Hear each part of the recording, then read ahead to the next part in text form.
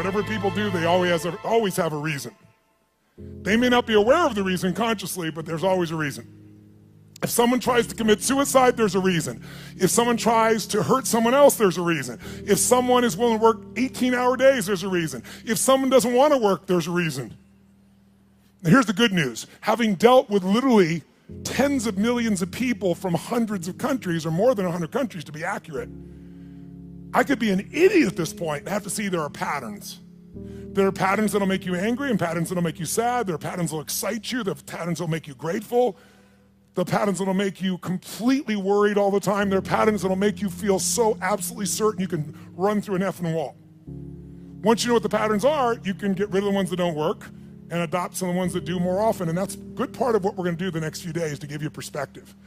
But the most important pattern to understand is why people do what they do. So as I told you, I've had a unique gift. I've had the chance to travel the world at this stage of life where literally the world is available to all of us in a few hours. But what I want you to understand is everybody has a reason for what they do, but the good news is there's only 6 reasons. There are lots of different stories, but I can tell you by experience being around the world, there's only 6 reasons. And those 6 reasons are called the 6 human needs.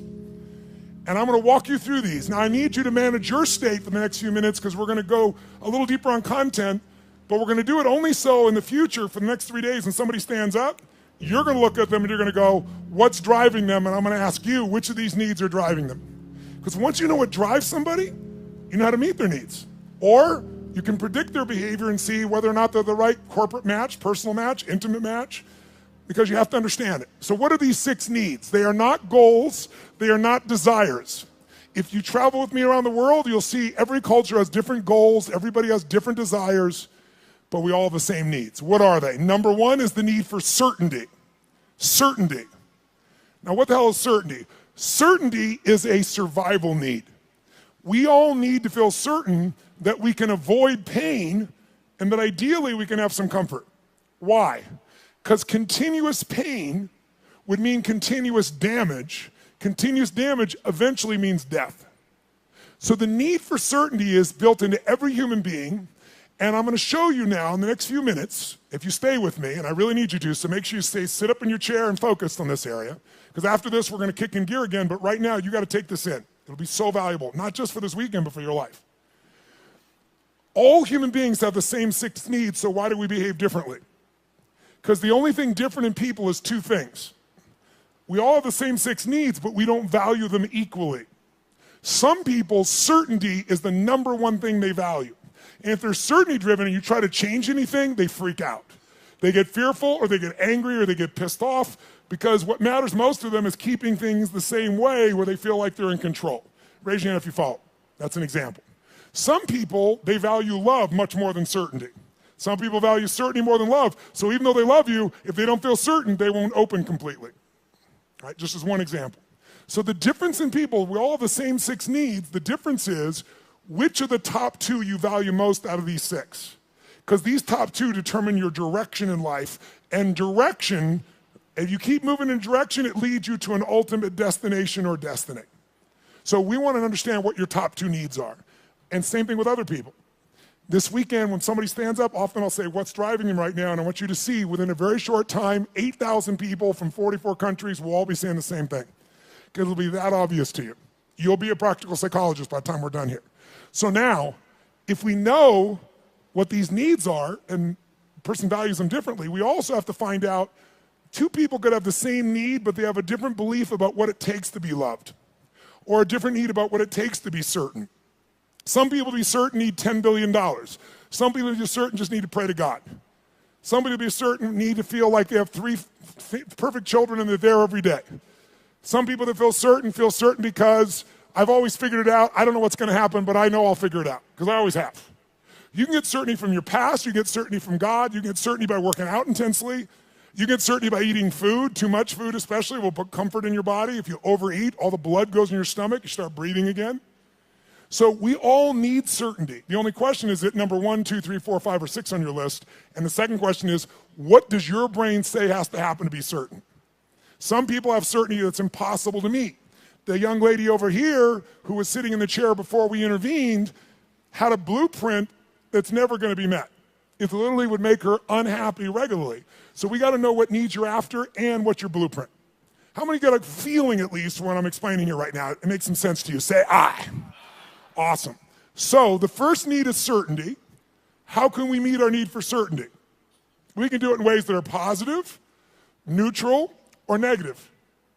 I can get certainty in a heartbeat if all I want to do is get really pissed off and freaked out about something. When you get angry, do you get certain, yes or no? You better believe it. So some people get angry all the time because it's their way to get certainty in a life that's uncertain. It has all kinds of negative side effects, but it works in the moment. So listen to me now. Most people meet their needs in a way that works in the moment, but not long term. So they feel good for a short time, like a sugar high, and then they drop emotionally, and they got to do it again, whether it's food or smoking or drinking or whatever it is. So you can meet your needs in positive ways, neutral ways, or negative ways. So if I came along here and I said, what's your name, sir? Chase. Chase, I want to make a deal with you. How much do you weigh? 246. We're going to weigh you in 5 minutes. He says he weighs 246. If you're within that range, I'm fine. Here's my deal. I'm going to put $50 million US cash tonight into an escrow account for you. They're going to weigh you. If you lose 50 pounds tomorrow morning by 8:30 a.m., you will receive that 50 million, otherwise they get it back. Can you do it, yes or no? No? Sure you can. Take off a leg, take an arm, we can get your ass there. There's no question, Chase. Is the goal obtainable, yes or no?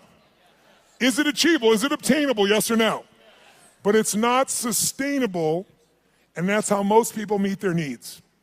They use a drug or alcohol or food or cigarettes or something to get comfortable, to get certainty back. But the problem is it has side effects long term. Works in the short term, doesn't the long term. Raise your hand if you follow. Say I. So you could get certainty by overeating or smoking or drinking. What happens when you smoke a cigarette? Take a deep breath in and you blow it out nice and long and slow, full exhale. When most of you are stressed, how many have noticed that you either stop breathing or you breathe really shallow? How many have noticed this in the past? So you smoke a cigarette, and in the moment, it meets your need for comfort and certainty. It's killing you, but it works short term. That's how most people live their life.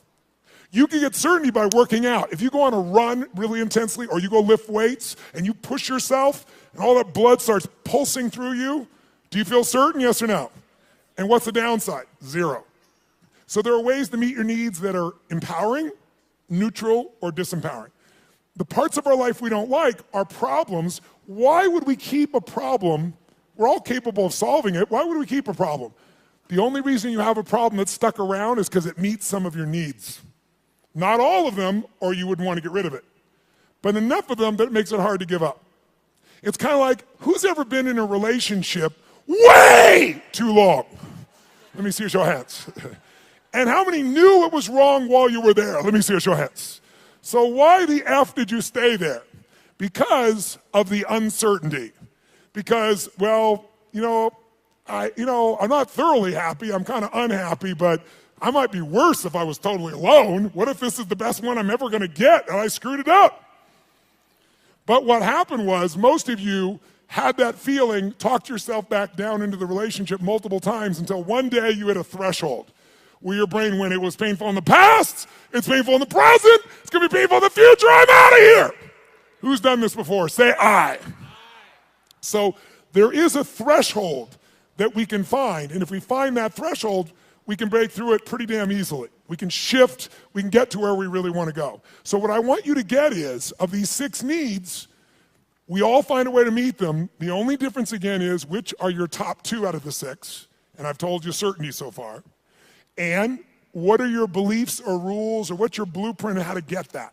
Her blueprint was please everybody, which is impossible, so it won't work. Raise your hand if you follow, okay? So let's take a look. What's the second human need? Well, first of all, you can get certainty in so many ways. You get certainty by praying to God. You can get certainty by doing a ritual the same way every time. You can get certainty by lowering your expectations, saying nothing ever works, nothing ever will, everybody screws things up.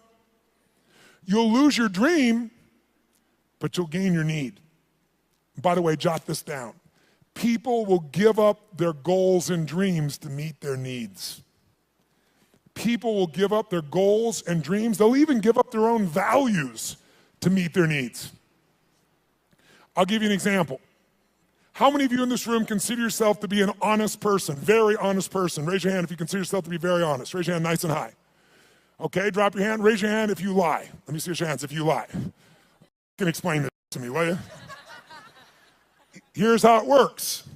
See, in your mind, you know who you are. Why would someone lie who values honesty? No one told you to be honest. You want to be honest. Because if you think being honest is going to cost you one of your needs like love or certainty, you'll lie. You call it a white lie, but you'll lie. Who knows what I'm talking about? Now, there's some people that never lie because they value certainty of always telling the truth so much. Right? It has to do with their rules or their belief structures. Does this make sense? So tell me something. You can meet the need for certainty so many ways, right? So here's the question. You can go ahead. Here's the question. What if you were certain every moment of your life what was going to happen before it happened? What if you knew what people are going to say before they're going to say it? What if you could feel what they're going to feel? What if you knew every moment before it happened what people are going to say and do? In the beginning, that would feel really exciting. But after a while, if you know what's going to happen, when it's going to happen, how it's going to happen, tell me what you're going to feel after a while. What are you going to start to feel? Tell me. What? Bored out of your mind. That's why God, in her infinite wisdom, gave us a second human need. And that second human need is uncertainty. We have a need for uncertainty. We have a need for surprise. We have a need for variety. In fact, what's the phrase? Variety is the what of life? Spice of life. Now, how many of you in this room, raise your hand, how many of you in this room love surprises? Raise your hand if you love them. Say I. Bullshit. You love the surprises you want. The surprises you don't want, you don't want. You call them problems, don't you? So don't tell me you like surprises. You like the surprises you want. Here's my point. Can you meet more than one need with the same action or emotion or belief system? Yes or no? Write this down. Anytime your mind perceives that doing something, believing something, or feeling something meets at least three of your needs. So anytime your mind perceives that doing something, feeling something, or believing something meets at least three of your needs, then you will become addicted to that thought, that feeling, that emotion, or that action. You can be positively addicted or negatively addicted, but you're going to be addicted.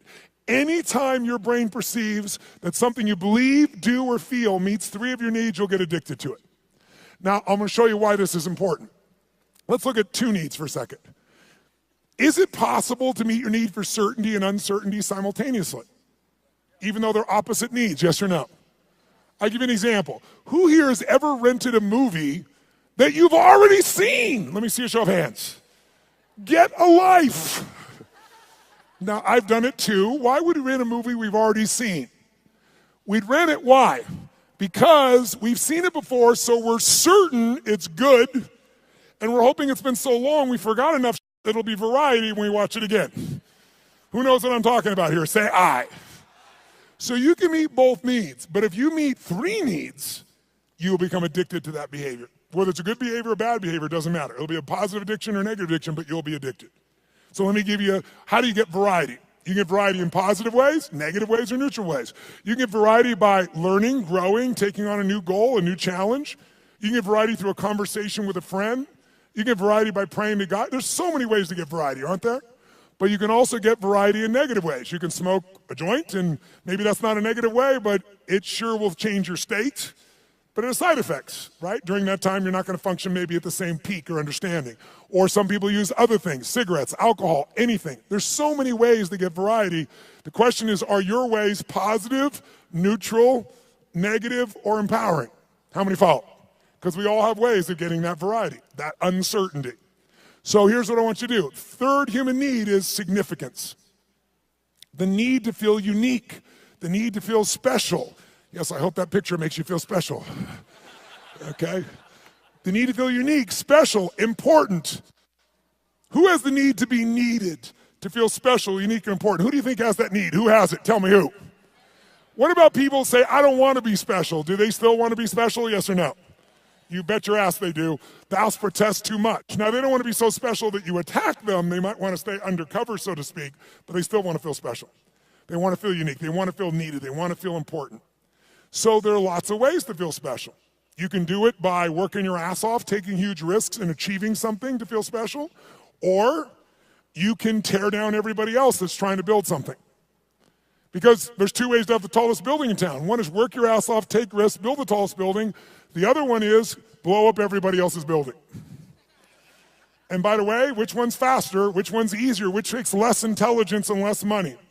Tearing shit down. It happens faster. So that's why we've always had violence, and we always will unless there's a consciousness change.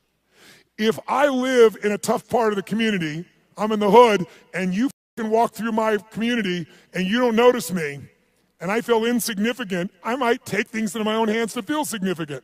If all of a sudden I put a gun to your head, tell me on a 0 to 10 scale, how certain am I you're going to respond to me now when I put that gun to your head, 0 to 10? 10 is absolute, 0 is not at all. Where would you put it? Quick.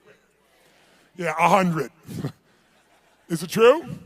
But also, when I put my gun to your head, how significant am I to you in your life, even if you didn't know me a minute ago? If I got a gun to your head, how significant am I, 0 to 10? 100. I'm the most significant thing in your life, and a moment ago you didn't know I existed. And I don't need any intelligence, I don't need background, I don't need education, all I need is a gun and the will to do it. Oh, by the way, just in case there's not enough there to be an addiction, when I put that gun to your head, every time that happens, it's going to be a different game. I know you're going to respond to me, I know I'm significant, but what you're going to say and do is different, so I get variety. So you meet 3 needs, but violence doesn't end there. Because the 4th human need is connection and love. And most people are too afraid to love because they've loved and been disappointed, or they've loved and then lost the love, and it was so painful that now they settle for the crumbs of connection because that's safer. So it's a form of the need, but a low level of the need, but it's still part of the need, and we got to meet it. So if you're going for connection and love, if I cut my gun to his head, on a 0 to 10, I'm a 10 of certainty, I'm a 10 of significant to him, I'm going to have a ton of variety. But are we also connected in a sick way, but deeply connected in this moment? Yes or no? On a 0 to 10, how much connection is there between our lives at this moment when I put the gun there? 100. How many follow this? Say I. So violence meets 4 of the human needs, and that's why we've always had it. That's why ISIS exists. That's why people do the stupid things they do, is they do it to try to meet their needs. The biggest cause of violence, though, if you'll notice, is 95% of the time when it's a terrorist, it's a male. Why is that? Because in the human nervous system, if you're masculine, testosterone is probably large in you. Whether you're a man or woman, if you're more masculine, you got a lot of testosterone. Testosterone is about dominance. It's about significance. It's about domination. And the higher that is, the more they want it. If they look at their life and they're not dominating, and they get really frustrated, they'll do a final act. Men will die for significance. Women will die for love. Now, some men will die for love too, so you know. But biochemically, a female is wired to be able to nurture and to support human beings. We wouldn't exist if it wasn't for every woman in this room, because we all came through one and we wouldn't exist. There's no man that can make this happen. But the women have, and the reason is because they have that connecting power as their strength. Now, can any man become more love-driven? Yes. Can any woman be more significance-driven? Yes. But our biochemistry leads us that way, which is why a terrorist will come up and do what they're doing and kill someone, because all they give a shit about is domination, is that I'm significant. And they want certainty in a world where they feel uncertain. And they want variety in a life that is incredibly boring in the middle of the fucking desert where there's nothing. And no one's working, where you got 30% of the population unemployed. What am I going to do, work at McDonald's or go kill people? Kill people feels more exciting right now. How many follow what I'm talking about here? Say I. Now, can you get significance in positive ways? Of course. You can be significantly more generous than anyone else, and that generosity gives you a sense of significance because you know you're really a giver. You're not trading, you're not exchanging, you really are giving. And it makes you feel full. It makes you feel significant because you know the truth. No matter what you tell people verbally, you know what's true inside. And no one can mess with that. You can get significance by the way you dress. You can have significance by having more tattoos and earrings in more locations than any of us want to know. But the bottom line is you can know more about box scores and sports to be significant. Everyone finds a way to be significant. Most people find a way to be significant by having a significant problem. Why? Because if I'm really successful, you might like me for a while, but after a while, most people get annoyed with someone who's always happy and successful. Easy for you! Who knows what I'm talking about here? Raise your hand, right? But if you got big-ass problems, who's going to be upset with you? You're not competing with them. So you have huge problems, you go, oh, I understand. But if you're doing really well, it's like easy for you. So most of us unconsciously learn to create big problems as a way to connect because it's the safest way to connect and not be rejected. Some of you do it like she does by trying to please everybody all the time. Thinking if I please you enough, then you'll come to me. You'll give me what I'm really wanting too, which is what she wants. But it doesn't work that way. It works sometimes, but not all the time and not even the majority of the time. How many follow here? Say I. So we have what needs so far? Number one is, nice and loud, number one is certainty. Certainty you can be comfortable, you can avoid pain, you can survive, you can be comfortable. Second human need is the need for uncertainty. Also need for variety or surprise. What's the third human need? The need for to feel unique, to feel special, to feel important. Who has that need? Who has that need? Everyone. And the fourth need is the need for connection, and most people settle for connection because love is too scary, because they loved and it was so wonderful and it went away and they don't want that pain anymore. So they want love, but they settle for connection. So if you can't get love or connection anywhere else, buy a dog. Don't get a cat, they're independent, get a dog. Is it true? You can be the dumbass owner, you can not even feed them, you can leave for 5 hours, you can leave for 5 minutes and it's like you've been gone for 6 months, they're so excited, right? So anyone can feel connection and love. You can do it through prayer, you can do it through good gifts, you can do it by dressing special, you can do it by having big problems. The only question in life is not whether you're gonna meet your needs. The only question is how. And is it obtainable or sustainable? Is it empowering, neutral, or negative? And if you want to change your life, willpower never lasts. But when something meets more of your needs, it's effortless. If you want to know what the biggest addiction is in our culture, it's not alcohol, it's not some form of prescription drug, it's not an illicit drug, it's problems. Because problems allow us to try to deal with our deepest fear that we're not enough and we won't be loved by saying, it's not me, it's this problem. It's just that I have ADHD, it's just that I've been through this, so most people meet their needs through problems. Unfortunately, they don't meet their deepest needs, because up until now, we've described the first 4 needs, which are the basic needs of your personality. But if everyone, by the way, finds a way to meet these first 4 needs, even if to lie to yourself, if you got to work 20-hour days, you will find a way to meet your need for certainty, uncertainty, significance, even if it's just you have worse problems than anybody else, connection to yourself, you will find a way. But the final 2 needs are the needs that create fulfillment, and they are the spiritual needs, not religious, but spiritual. The 5th human need is growth. We've already said it. We grow or we what? There's no way around it. If your business isn't growing, it's dying. If your relationship isn't growing, it's dying. There are no plateaus in this life. Who's with me here? Say I. So growth is life. And if you want a one-word key to happiness, I'll give it to you right now because it's real obvious having worked with millions of people. Progress equals happiness. If you're not even where you want to be, you're still overweight, you're still financially struggling, you're still not where you want to be in your career, but you start working out. You haven't lost the weight yet, but you start feeling better, you start making progress. Or you start to change that business. Still not there yet, but you're making progress. Or change that relationship, or change your body, or change your health. Anytime you start making progress, your happiness will go through the roof. Anytime you achieve things and you don't set up something new to go for quickly, you'll lose momentum, and in a short time you won't be so happy. Because the law of familiarity will come in, and this thing that once was this big dream will now just be something that you're used to. So the purpose of a goal is not to get the goal. The purpose of a goal is who we become to achieve it.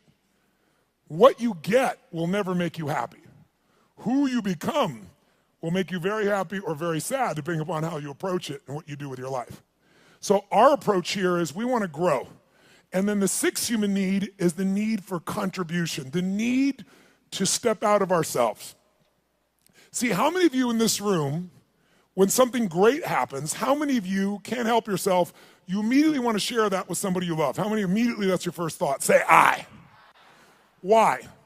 Because you can only feel so much yourself.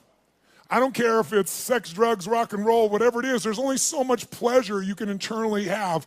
You want to share that concert with someone. You want to share that experience with someone because by sharing it becomes more. It's more than just you. Growth and contribution are our fifth and sixth needs. They are our spiritual needs. They are the needs that fulfill us. Everybody finds a way to feel somewhat certain, some variety, some significance, even if they got to tear people down, some connection. But very few people grow continuously and contribute continuously, which is where all the joy is. How many follow here? Say I. So we're going to make a couple distinctions. But first of all, can you meet somebody and in a few minutes start to pick up which needs might be driving them most? Yes or no? Yes or no? Of course you can. In fact, I'll give you an example. I was flying, I don't know, this was probably 5, 6, 7 years ago. I was flying this small plane across the country, and I was being the pilot. And I landed in Kansas City. And I landed in Kansas. And I'm in this little airport in Kansas, and I get out of the plane, and this young man comes running out, and he's like so enthusiastic and so, just such a sweet, good soul. You know, you immediately got a great hit off this kid. And he says, what can I do for you? I told him I'm just flying through, I just need to refuel. He goes, how much do you need? I said, just fill her up. He goes, no problem, I leave. As I leave him, come around the plane to walk up the steps to go into the FBO, the fixed-based operation where I'm stopping for the moment, I'm going to go up and use the facilities, and there's a young girl sitting on the stairs here, and she looks really intense. She's gothic, you know, that goth makeup.